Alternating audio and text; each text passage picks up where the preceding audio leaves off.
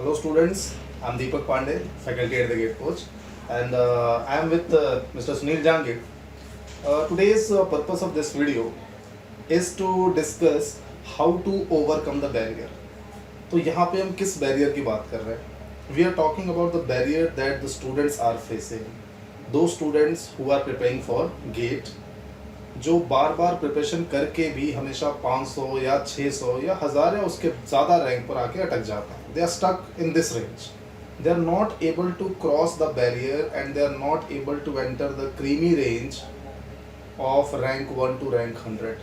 मतलब वो double digit में क्यों नहीं आ पा रहे हैं? बार बार प्रयास करने पर भी, बार बार कोशिश करने पर भी क्या वो बैरियर है? तो उस बैरियर के बारे में बात करेंगे. Sunil sir. Thank you Pande ji. बहुत अच्छा है कि आपने बड़ा की इशू यहाँ पे एड्रेस किया है.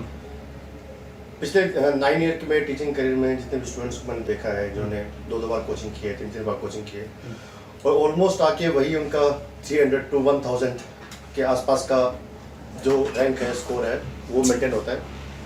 तो जो आपका रैंक है वो उतनी आती है. तो प्रॉब्लम उसमें ये है कि कई बार तो ऐसा भी होता है कि दोबारा प्रिपेयर करने पे और ख़राब रैंक ले जाते हैं. कई बार ये भी हो जाता है. तो मैंने जब इन चीज़ों को नोटिस करना स्टार्ट किया तो मेरे हिसाब से मुझे लगता है कि हमें 3 टाइप के बैरियर्स हैं, उनको समझना होगा. मेरे हिसाब से फिजिकल बैरियर है, इकोनॉमिकल बैरियर है, और एक साइकोलॉजिकल बैरियर. फिजिकल बैरियर में जैसे हम बात कर सकते हैं कि काफ़ी स्टूडेंट्स हैं जैसे कि हमारा सेंटर भी दिल्ली में, मेन सेंटर दिल्ली में, काफ़ी स्टूडेंट साउथ इंडिया में हैं, ठीक है, जो यहाँ पे या तो आ नहीं पाते, ठीक है, फिजिकल कंडीशंस की वजह से, या फिर आते भी हैं तो ज़्यादा लॉन्ग स्टे नहीं कर पाते क्योंकि यहाँ का एनवायरनमेंट उनको शायद सूट नहीं करता.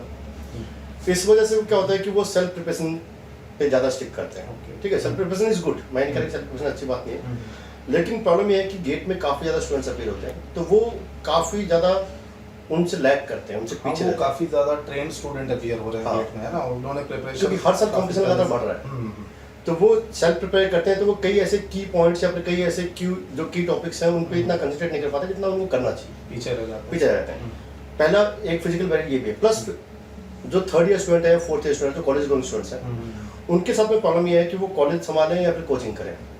ठीक है, कई स्टूडेंट जैसे कि क्या है कि आपका जो नियर बाय स्टूडेंट है वो मैनेज कर लेते हैं कि वीकेंड पे आके आपके पास में जैसे कि भी अरेंज कर लेते हैं. लेकिन जो दूर स्टूडेंट है, जो आपके पास जिनके नियर बाय कोई अच्छे कोचिंग इंस्टीट्यूट्स नहीं है, ठीक है, या फिर जो भी कोचिंग इंस्टीट्यूट्स अवेलेबल हैं वो उतने रिलायबल नहीं है, तो उस केसेस में उनके पास भी उतनी प्रॉपर इन्फॉर्मेशन नॉलेज नहीं पहुंच पाती जितनी उनके पास में होनी चाहिए. तो that is the problem, that is the physical barrier of the students. Economical barrier में हमें बोल सकते हैं कि स्टूडेंट्स की पेइंग कैपेसिटी नहीं है. ऑब्वियसली बहुत हम आपको पता है इस कंट्री में मतलब काफ़ी लोग पोवर्टी लेवल के नीचे भी हैं, ठीक है, और प्लस इंजीनियरिंग में आजकल काफ़ी ज़्यादा स्टूडेंट अपीयर हो रहे हैं. तो फिर अपने जो पेरेंट्स हैं वो भी अपने बच्चों को पुश करते हैं कि वो इंजीनियरिंग करें, काफ़ी ज़्यादा पैसा उन पर इन्वेस्ट करते हैं 4 साल में. तो 4 साल के पैसे इन्वेस्ट, प्लस उससे पहले वो 12th में उनकी कोचिंग भी करवाते हैं, पैसा वहाँ भी इन्वेस्ट करते हैं, ठीक है, काफ़ी लोन लिए होते हैं उन लोगों ने. तो 4 साल इतने पैसे इन्वेस्ट करने के बाद में फिर उनको सोचना पड़ता है कि भी वो इस गेट की कोचिंग के लिए पैसा इतना इन्वेस्ट कर पाएंगे नहीं कर पाएंगे. प्लस एक और प्रॉब्लम क्या है कि कोचिंग की फीस अलग चीज़ है, वो कम है, लेकिन जब इतनी दूर से स्टूडेंट यहाँ पे आके स्टे करेगा तो उनके उसके रहने और खाने का खर्चा भी उसको बहुत ज़्यादा पे, मतलब ये कोचिंग की फीस से ट्रिपल उसका टोटल आपके पास एक्सपेंस यहाँ पे बैठता है. That is the problem. इसकी वजह से स्टूडेंट सोचते हैं और वो कोचिंग में मतलब ट्राई नहीं कर पाते, वो भी सेल्फ स्टडी के लिए जाते हैं, तो इसलिए वो भी सकते हैं. ये वो स्टूडेंट्स हैं जो कोचिंग करने आ ही नहीं पाते. these two barriers, physical barrier and economical barrier. Okay, तीसरा साइकोलॉजिकल बैरियर, मतलब कि स्टूडेंट आ भी सकते हैं, आ भी रहे, उनके पास पेइंग कैपेसिटी भी, बड़े कंफर्टेबल अच्छी फैमिली से हैं, सब कुछ उनके पास में अवेलेबल, लेकिन फिर भी उनके पास प्रॉब्लम क्या है कि एक तो अपना माइंड मेकअप नहीं कर पाते हो. सबसे पहले मुझे ऐसा लगता है साइकोलॉजिकल बैरियर जो फिजिकली भी कैपेबल है, इकोनॉमिकली भी कैपेबल है, बट वो अपना माइंड मेकअप नहीं कर पा रहे. इस चीज़ के लिए मेकअप नहीं कर पा रहे कि यार गेट देना है कि नहीं देना है. ऐसा क्यों लगता है? ऐसा इसलिए ना कि वो ये समझते हैं कि भाई गेट में जो कंपटीशन है वो कंपटीशन बहुत ज़्यादा है. A large number of candidates are appearing in examination, लेकिन उसमें से केवल बहुत थोड़े निकल के आ रहे हैं. और फिर वही उनके दिमाग में रहता है कि शायद मैं तैयारी करूं लेकिन फिर भी मेरा ना निकले. लेकिन mechanical engineering around 2.5 lakh student जो अपीयर हो रहे हैं, उसके बाद भी जो टॉप 1000 स्टूडेंट्स हैं उनको आपके पास में जॉब ऑफर हो रही है, बाकी जॉब नहीं. वो कह रहे हैं कि भाई हो सकता है हम 500 पे रह जाए, हो सकता है 2000 पे ही रह जाए, हो सकता है 3000 पे रह जाए. तो ये उनके दिमाग में डाउट है कि शायद ना हो पाए. Then they are going for, क्या करते हैं, कॉलेज से निकलने के बाद मे बी उनको अपने कोर सेक्टर में जॉब ना मिले, they are going for IT sector, they are going for analyst job, कोई भी ऐसी जॉब कर लें। लेकिन ये क्या उनके लिए अच्छा है, क्योंकि आप जब आप देखिए, लेट्स सपोज कीजिए कि कोई एक मैकेनिकल स्टूडेंट है और वो किसी IT फर्म में वर्क करता है, काफ़ी स्टूडेंट्स हैं, तो कंपनी उनको 6 महीने की ट्रेनिंग देती है, उसके बाद वो आ जाता है, तो वो 20 या 25 हज़ार की सैलरी के लिए अराउंड 12 आवर्स शिफ्ट में जॉब करता है। तो मे भी हो सकता है कि वो 1 साल के लिए ठीक है, लेकिन क्या उसकी लॉन्ग लाइफ के लिए, इतने लंबे के लिए आप अल्टीमेटली होगा यही कि 6 महीने बाद और साल भर बाद वो जॉब छोड़ देगा एंड अल्टीमेटली या तो सोचेगा कि मैं MBA कर लूँ and then I can shift, जो भी है एक हायर लेवल पे शिफ्ट हो जाऊँ। अगर वो कर पाता है, वहाँ सक्सेस हो पाता है, तो वो एक डिफरेंट इशू है। तो मतलब वहाँ पे भी अपनी मैकेनिकल इंजीनियरिंग से उसका कोई नाता वास्ता नहीं रहेगा। तो लेकिन मतलब ये क्या आप ये मानते हैं कि पहला साइकोलॉजिकल बैरियर है कि स्टूडेंट कंफ्यूज है, गेट करें या ना करें, ठीक है, क्योंकि नंबर ऑफ स्टूडेंट्स इतना ज़्यादा पेयर होना है, उनको अपनी शायद कैपेबिलिटी पे डाउट भी है कि हम कर पाएंगे नहीं कर पाएंगे, क्योंकि आजकल जो वो कॉलेज में टेक्निकल जो पढ़ रहे हैं उसका भी जो लेवल है, आपको पता हो लेवल कितना नीचे है, तो वो लेवल के बाद उसको खुद पे कॉन्फिडेंस नहीं किया कि टेक्निकल जो पार्ट आएगा मैं गेट में उसमें कुछ कर भी पाऊंगा कि नहीं कर पाऊंगा। अच्छा, एक मुझे ये भी लगता है कि जो स्टूडेंट, लेट्स सपोज कि जो कोई स्टूडेंट कोचिंग के लिए आ जाता है, आगे पहुंच गया, यहाँ पे पहुंच गया, कोचिंग उन्हें स्टार्ट कर दी, तो मैंने क्या देखा कि कई स्टूडेंट्स के जैसे लेट्स सपोज कि 12 सब्जेक्ट्स हैं हमारे पास में, टेक्निकल सब्जेक्ट्स हैं, मैथ्स और टेक्निकल,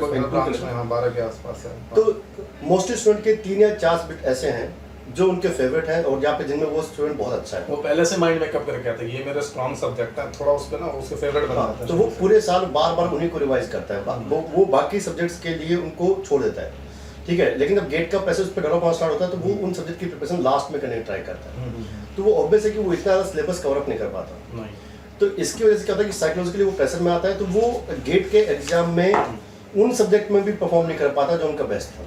बिल्कुल ठीक है, क्योंकि उसको पता है कि भी 4 सब्जेक्ट में उसको हो सकता है कि उसने जो 4 या 5 सब्जेक्ट अच्छे प्रिपेयर किए हों, उसमें से जो वेटेज आए उन क्वेश्चंस का वो कम हो, आ जाए, बिकॉज़ वेटेज फिक्स नहीं है, क्योंकि वेटेज वेरी हालांकि बताते हैं but it is never fixed, है ना, क्योंकि हर साल किसी साल ऐसा भी हो सकता है कि जो सब्जेक्ट आपने बहुत अच्छे से प्रिपेयर किया है उस सब्जेक्ट से जो क्वेश्चन आ रहा है वो क्वेश्चन काफ़ी मुश्किल, काफ़ी ट्रिकी आ जाए, और जो सब्जेक्ट आप छोड़ के गए उससे कई बार आसान क्वेश्चन आ जाता है, एक बेसिक फॉर्मूला जो आप पढ़ के नहीं गए थे, जो आपने इसलिए छोड़ दिया कि उस सब्जेक्ट का वेटेज कम है। तो जो स्टूडेंट्स यहाँ कोचिंग करने पहुँच रहे हैं उनकी सबसे पहली गलती जो वो करते हैं वो ये करते हैं कि सब्जेक्ट को स्किप कर देता है। जब भी हमने टॉपर से इंटरेक्ट किया है हमने यही उनसे भी कहा और उन्होंने भी हमसे ये कहा कि सर हमने सारे सब्जेक्ट को बराबर इंपॉर्टेंस दी है, सारे सब्जेक्ट की बराबर पढ़ाई करी है, बराबर कॉन्सेप्ट रिवाइज करें। तो यही कहेंगे हम लोग स्टूडेंट से कि आप सब्जेक्ट स्किप ना करें, चाहे आपको कितना भी छोटा लगता हो, चाहे 2 नंबर सोल्यूशन। तो हमने बोला कि भाई 2 साइकोलॉजिकल बैरियर हमारे पास में सामने आते हैं कि भाई ये तो कॉलेज गोइंग स्टूडेंट हैं जो कंफ्यूज हैं, प्लस जो यहाँ पे आके भी सब्जेक्ट स्किप कर रहे हैं, ठीक है, और क्या लगता है और क्या साइकोलॉजिकल स्टूडेंट्स आपके इसमें सोचते होंगे? और मैंने ये देखा है कई स्टूडेंट्स को ऐसा देखा है वो क्या करते हैं काफ़ी जल्दी शुरू में काफ़ी जोश के साथ कोर्स ज्वाइन तो करते हैं, पढ़ाई भी करते हैं, फॉर एग्जांपल मान लीजिए मार्च का बैच ज्वाइन कर लिया या अप्रैल का बैच ज्वाइन कर लिया तो 5-6 महीने में उनका कोर्स कंप्लीट हो गया, फॉर एग्जांपल अक्टूबर में कंप्लीट हो गया। अब वो क्या करते हैं कि सर अब तो यहाँ पे कुछ करने का बचा नहीं, अब मैं घर जाऊँगा। ये कई बार होता है, पिछले साल भी हुआ, पूरे बैच में 4-5 लड़के 6-7 लड़के वो क्या करते हैं घर चले जाते हैं। अब एक बार वो घर गए तो जो भी 5-6 महीने में यहाँ जो उन्होंने मेहनत की, ये क्या होम सिकनेस है या फिर यहाँ का एनवायरनमेंट सूट नहीं करता, क्या क्या क्या प्रॉब्लम है? उनकी क्या होता है ना सर, 6 महीने में आपकी रेगुलर क्लासेस यहाँ चलती रही, आप आए हैं, क्लास दिया, आपने इंटरनल टेस्ट दिए, अपने साथियों के साथ इंटरेक्ट किया, फिर घर गए, तो एक रूटीन था। अब उसके बाद क्या होता है उनको लगता है कि हाँ तो मुझे घर पे बैठ के प्रिपेयर करना है, तो मैं क्यों यहाँ पे क्यों बैठूँ, यहाँ पे क्यों मैं रेंट दूँ, है ना, क्यों यहाँ का मैं खाना खाऊँ, मैं घर पे क्यों ना जाऊँ जहाँ पे सारी फैसिलिटीज़ हैं, सारी फैसिलिटीज अच्छी हैं, आराम से पढ़ लूँगा वहाँ पे, ये है उनके मन में। तो कहते जब बैठ के पढ़ना तो मैं घर पे जाके पढ़ लेता हूँ।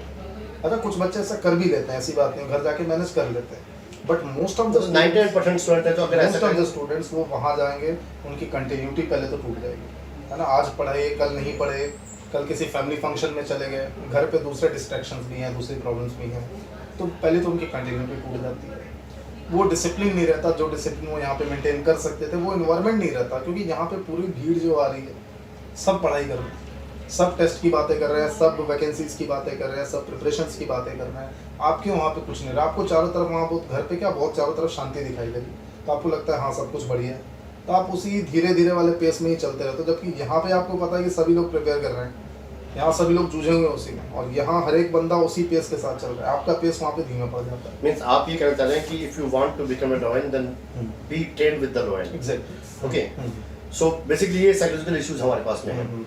अच्छा, तो इसके अलावा और क्या हो सकता है? तीसरा इशू ये पॉसिबल है, Fourth जैसे one. ओके चौथा इशू, ओके हाँ जो डिस्कस थी, चौथा इशू ये पॉसिबल है, फॉर एग्जांपल बंदे क्या करते हैं कई बार, जैसे हम यहाँ पढ़ा रहे हैं इनको, हम जो कंटेंट दे रहे हैं, जो भी यहाँ कंटेंट दिया जा रहा है, जो भी मटेरियल, जो कॉन्सेप्ट्स उनको प्रोवाइड किया जा रहा है, वो उन पे ध्यान ना देकर दूसरे जो बाकी मार्केट में जो सोर्सेस हैं जो कि नॉन रिलायबल हैं, वो उनको रेफर करने लग जाते हैं। ओके, वो क्या करेंगे, यहाँ पे उनको बार बार समझाने के नॉन रिलायबल किस सेंस में कि आउट ऑफ सिलेबस है या फिर पॉसिबल है सर, आउट ऑफ सिलेबस भी रहते हैं, दूसरी चीज़ गलत भी हो सकती है। ओके, आउट ऑफ सिलेबस तो रहते ही हैं, क्योंकि बच्चों को हम यहाँ समझाते हैं भाई ये चीज़ें पढ़नी है, ये चीज़ें छोड़नी है, वो कोई दूसरा मटेरियल ले आएंगे, कोई दूसरा ऐसा सोर्स ले आएंगे, ठीक है, क्योंकि मतलब क्या पढ़ना है इससे ज़्यादा जरूरी ये भी है कि क्या नहीं पढ़ना क्या नहीं पढ़ना है, बिकॉज क्यों पढ़े जो चीज़ नहीं आ रही एग्जाम में, हमारा पर्पस अभी एग्जाम क्लियर करना है, फर्स्ट स्टेज एक एग्जाम क्लियर करना है, वो चीज़ क्यों पढ़ें भाई? मैंने ये भी देखा है कि कई स्टूडेंट्स क्या करते हैं कि सब्जेक्ट पे रिसर्च करना स्टार्ट कर देते हैं। हाँ, तो रिसर्च करने के लिए तो उनको वो इधर उधर भागते हैं, वो टेक्स्ट बुक ले आएंगे, रेफरेंस बुक ले आएंगे, और भी ऐसी ऐसी रेफरेंस बुक ले आएंगे जिसमें सारी चीज़ें बहुत ज़्यादा डिटेल में दी हैं, जिसकी कोई ज़रूरत नहीं है। उनको बार बार यही कहा जाता है कि भाई जो हम पढ़ा रहे हैं आप उस पर ध्यान दें, कंसाइज और मोटिवेटर और बिल्कुल पॉइंट टू पॉइंट तैयारी करें, है ना, इधर उधर के सोर्सेज, क्योंकि फिर अल्टीमेटली होता ही कि आप जो एग्जाम होगा गेट का, you are going to make blunder mistakes, जैसा कुछ किया, कई स्टूडेंट्स ने ऐसा किया, क्योंकि अल्टीमेटली वो कंफ्यूज हो जाता है, यहाँ कॉन्सेप्ट पढ़ेंगे फिर कहीं और के कॉन्सेप्ट्स पढ़ेंगे, सेम कॉन्सेप्ट कहीं और पढ़ेंगे जो कि हो सकता है गलत भी हो सकता है, तो उसके वजह से कंफ्यूजन क्रिएट होता है, कंफ्यूजन क्रिएट होती है, तो साल भर कंफ्यूज ही रहता है वो तो दूसरी कोई चीज़ों पे ध्यान नहीं स्टूडेंट देता। जानबूझ के तो गलत मटेरियल नहीं उठाएगा ना, ठीक है, उसको कौन सजेस्ट करता होगा कि भाई ये कंटेंट सजेस्ट करो, हो सकता है कि उसको टॉप रैंक करने सजेस्ट किया हो या फिर उनके सीनियर ने सजेस्ट किया हो सकता, तो क्या लगता है कि उनको ये वो चीज़ें चेकअप कैसे करें, ये ठीक है या नहीं? फैकल्टी से बात करें, फैकल्टी को कहें कि हाँ सर ये किताब पढ़नी चाहिए नहीं पढ़नी चाहिए, आपने इतना पढ़ा दिया, मैंने इतना पढ़ लिया, आप रेगुलर फैकल्टी से मिलते रहिए। कई ऐसे स्टूडेंट है जो साल भर इंटरेक्ट करते रहते हैं कि सर ये वाली चीज़ मैंने इस बुक में ऐसे पढ़ी है, आपने ऐसे पढ़ा है, क्या तरीका है, मतलब कौन सही है, या कई बार हो सकता है बुक में थोड़े दूसरे तरीके से दिया हो, दूसरे नोटेशंस यूज़ करके दिया हो, तो आगे पूछते हैं कि सर ये पढ़ना है कि नहीं पढ़ना है। तो नोटेशंस भी बैरियर है क्या एक टाइप से देखा जाए तो स्टूडेंट्स के पढ़ने के लिए? क्योंकि मैंने कई बार देखा है कि जैसे मैं क्लास में पढ़ा रहा हूँ तो मैं कुछ अलग नोटेशन यूज़ करते हैं तो स्टूडेंट उसमें कंफ्यूज रहते हैं कि आपने ये कैसे यूज़ कर लिया उस पर, क्योंकि हो सकता है उनको 4 साल में उसकी आदत हो गई, तो साइकोलॉजिकली इस चीज़ का भी इफेक्ट आता होगा पॉसिबल। तो फिर इन सब बैरियर को, जैसे कि हम बात करते हैं कि हमारे पास में फिजिकल बैरियर है, एक हमारे पास में इकोनॉमिकल बैरियर है, फिर हमारे पास में साइकोलॉजिकल बैरियर है, तो ओवरकम करने के लिए क्या किया जाए? अगर मैं आपसे पूछूं कि भाई फिजिकल बैरियर जैसे हमने बात की, तो उस फिजिकल बैरियर में जो स्टूडेंट आ नहीं पा रहे हैं प्लस जो स्टूडेंट कॉलेज गोइंग और कंफ्यूज है, ओवरकम कैसे करें, इस बात पे आने से पहले मैं एक और पॉइंट डिस्कस करना चाहूँगा कि जो साइकोलॉजिकल बैरियर ही हमारा चल रहा था उसमें एक और पॉइंट रह जाता है हमारा कि जो रिवीजन वाला पार्ट है, मतलब जो टेस्ट सीरीज हम दे रहे हैं बच्चे उसको सीरियसली फॉलो नहीं करते, फॉलो ही नहीं करते। लाइक कि कई बार देखो कि हमारी जो टेस्ट सीरीज है मान लीजिए अक्टूबर से स्टार्ट होती है, बच्चे कई बार क्या करते हैं कि नहीं मेरा, वो अपने रिस्पेक्ट में देखते हैं, अपने रिस्पेक्ट में कि मेरे जो सिलेबस है वो दिसंबर में जाके कंप्लीट होगा, अब मैं क्या करूँगा, मैं 1 जनवरी से ही टेस्ट दूंगा, जबकि हमारी जो टेस्ट है वो 1 अक्टूबर से एक्टिव है। अब जनवरी में उनके पास एक ही साथ जो 25 या 30 जो भी हमारे टेस्ट है वो पाइलअप हो जाते हैं। कभी कभी क्या करेंगे, एक दिन में 2 टेस्ट दे देंगे, कभी कभी क्या करेंगे 4 दिन तक कोई टेस्ट ही नहीं देंगे। तो जिस वे में, जिस अरेंजमेंट में आपको टेस्ट सीरीज दी गई है, जिस गैप के साथ वो टेस्ट सीरीज दी गई है, उसी अरेंजमेंट में आपको करें, क्योंकि प्रॉपर प्लान के साथ बनाई गई है। तो अगर किसी स्टूडेंट की तैयारी नहीं है तो वो अगर लेट्स सपोज जैसे कि आपने बोला कि दिसंबर में उसका सिलेबस आगे कंप्लीट होने वाला है, तो अक्टूबर में लेट्स सपोज कीजिए उसका टेस्ट, उसका सिलेबस लेट्स सपोज हमारी तरफ से कंप्लीट हो गया, बट वो अपने रिवीजन का वेट करता है कि नहीं मैं उसको पूरा कंप्लीट करूंगा तब जाके टेस्ट दूंगा। तो बिना रिवीजन के उस टेस्ट को देना ठीक है?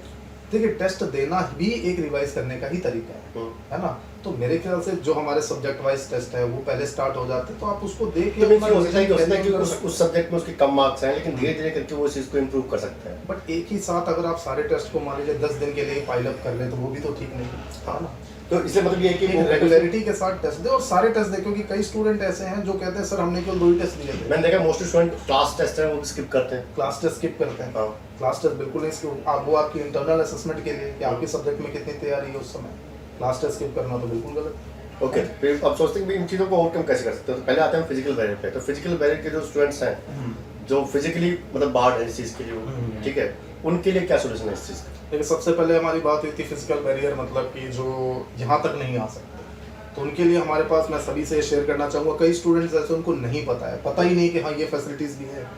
रिसेंटली मेरी कई स्टूडेंट्स से बात हुई थी, वो कहते हैं sir we are not aware of these things कि ऐसी फैसिलिटीज आप लोग दे रहे हैं। जो क्लास में हम लोग कंटेंट डिलीवर कर रहे हैं, the same content is available on the form of live videos.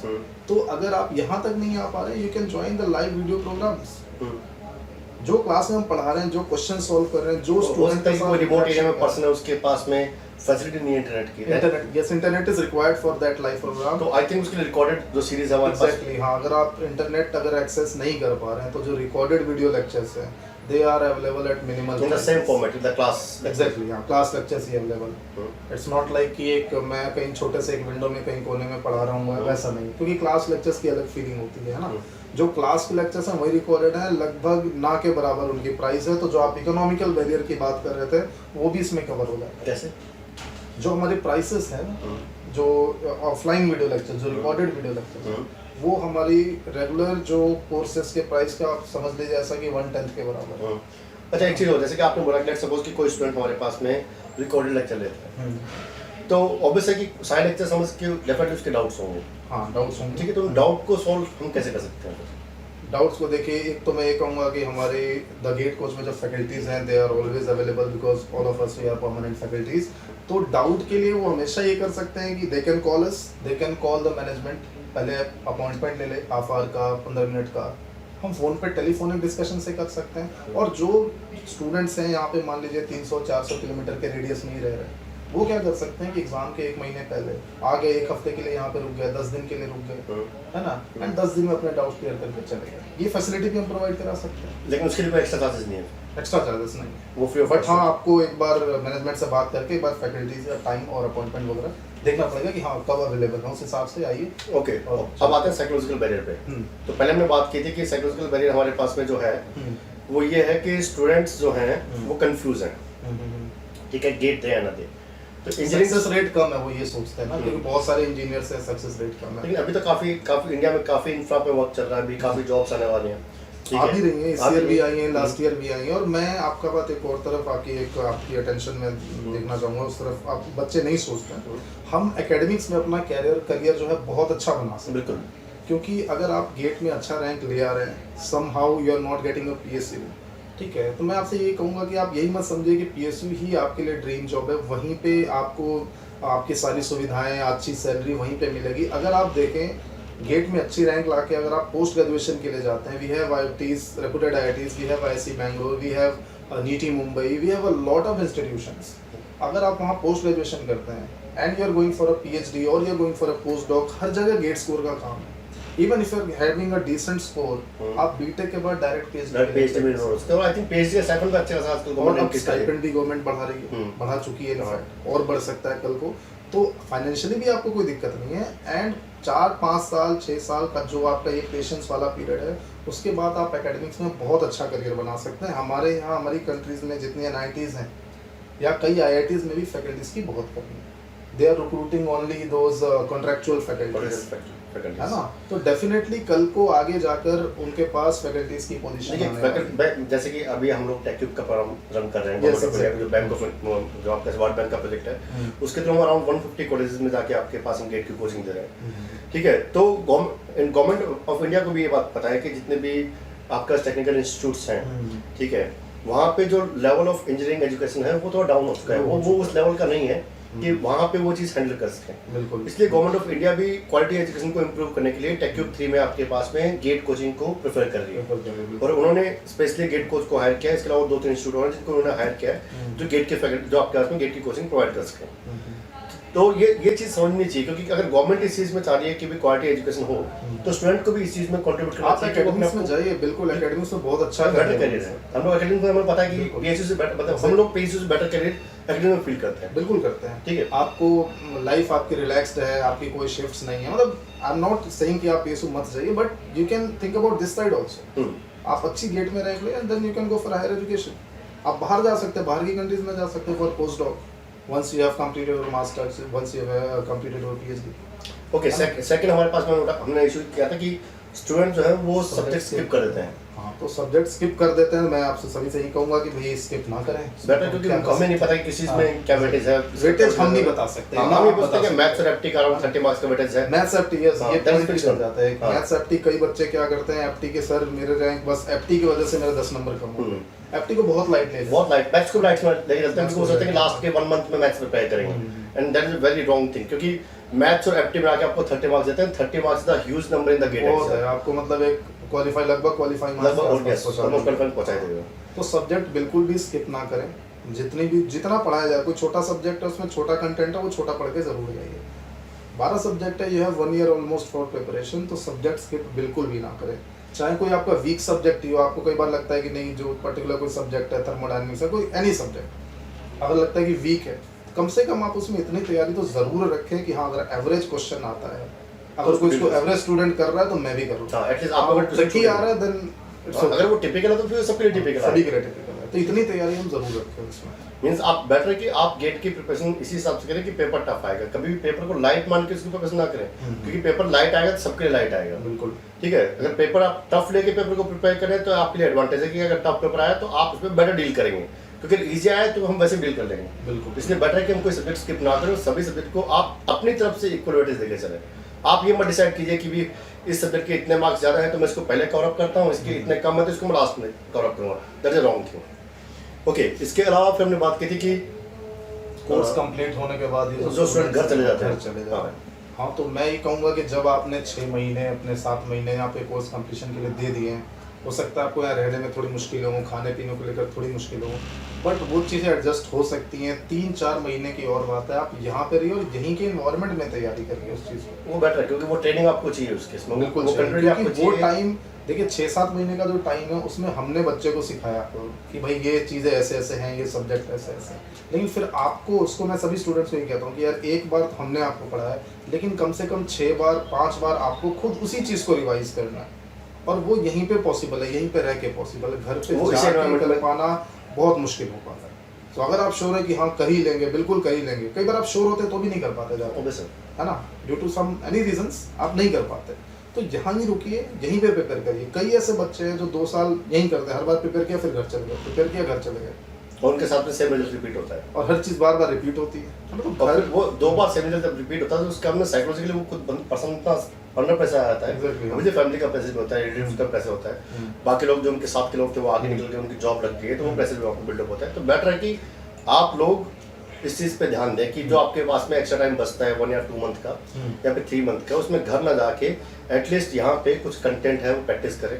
ठीक है, प्रीवियस ईयर क्वेश्चन है डेफिनेटली वो करने हैं आपको, बाकी कंटेंट प्रिपेयर करने, तो वो टाइम आप यूटिलाइज कीजिए, क्योंकि वो मोस्ट क्रिटिकल टाइम है। अगर आप उस टाइम पे लूज पड़ जाएंगे तो जो भी 6 महीने के लिए आपने प्रिपरेशन किए, it is a continuous process. आप जब तक करते रहेंगे, जब तक पेपर ना आ जाए तब तक करते रहिए। बच्चे पूछते हैं सर कितनी बार करें, 2 बार रिवाइज करें, 4 बार रिवाइज करें। मैं कहूँगा अगर आप 40 बार भी रिवाइज हो रहा है, जब तक एग्जाम आता है 40 बार रिवाइज करें, 40 बार रिवाइज करें, बस एक बार आपने कंटिन्यूटी छोड़ दी, सारी की सारी चीजें वॉश आउट हो जाएंगी। ठीक है, तो ध्यान रहे इस चीजों का। एक और पॉइंट था हमारे पास में, जो स्टूडेंट्स हैं जो नॉन रिलायबल सोर्सेस या कहीं बाहर एक्स्ट्रा सोर्सेस को रेफर करने लग जाते हैं, तो उसके लिए तो क्या कहेंगे, उसका यही है कि आप अगर कोई सोर्स आपको ऐसा मिल रहा है, आपके फ्रेंड ने कुछ सजेस्ट किया है या आपके सीनियर्स ने कुछ सजेस्ट किया है, तो आप अपनी फैकल्टी से मिले कि सर ये चीज़ मुझे पढ़नी चाहिए कि नहीं, क्या ये सिलेबस में है, क्या इसको पढ़ने का कोई फ़ायदा होगा। हो सकता है उसको पढ़ने का फ़ायदा आपको आगे जाके इंटरव्यूज़ वगैरह में हो, बट गेट एग्जाम में नहीं हो, बिकॉज फर्स्ट स्टेप जो है हमारा वो एग्जाम को क्लियर करना। तो रिटर्न के लिए हमें जितना पढ़ना है उसको पढ़ें। देखिए जो मेन बैरियर है ना, वो है जो हमने कंटेंट पढ़ा है उसको रिटेन करना, ना कि उसको उसमें पीएचडी करना और उसी में सारा रिसर्च वर्क करना। वो बैरियर नहीं है। आपने जो भी समझा उसको रिटेन करके रखना till the last moment, that is the barrier. तो दैट इज वाई इधर उधर के सोर्सेस बिल्कुल छोड़ दें। जो आपको फैकल्टी बता रहे हैं वो अपने एक्सपीरियंस से बता रहे हैं, सर ने जैसा ही कहा है ना, तो अपने एक्सपीरियंस से जो भी आपको मटेरियल बता रहे हैं उसको प्रेफर करें। सो आई थिंक बच्चों को ये बातें सब जो अभी तक हमने डिस्कस की वो समझ में आई होंगी। इसके अलावा अगर स्टूडेंट्स को लगता है कि उनके हाथ में कोई और प्रॉब्लम्स हैं, उन्हें कुछ और फील होता है या फिर उनके हाथ में कुछ और बैरियर्स हैं, तो ऑब्वियसली आप वीडियो पर कमेंट कीजिए या फिर जो कॉन्टैक्ट्स हैं, कॉन्टैक्ट डिटेल्स दी गई उन पर कॉल कीजिए। गेट कोच और हम लोग जितना आपकी हेल्प कर सकते हैं वी आर ऑलवेज अवेलेबल। आप आप यहाँ पे भी आ सकते हैं। अगर आप यहाँ पे आने में आपको कोई ज़्यादा प्रॉब्लम नहीं है, आप आसपास रहते हैं, आप बिल्कुल द गेट कोच आइए, आप हमसे मिल सकते हैं। स्टूडेंट्स आते रहते हैं अपनी प्रॉब्लम्स लेके, चाहे वो हमारे स्टूडेंट्स रहे We are happy to help you. या नहीं, है Always. ना, we will always help you, we are always available. Okay, Okay, thank you. Thank you and all the best. All the best.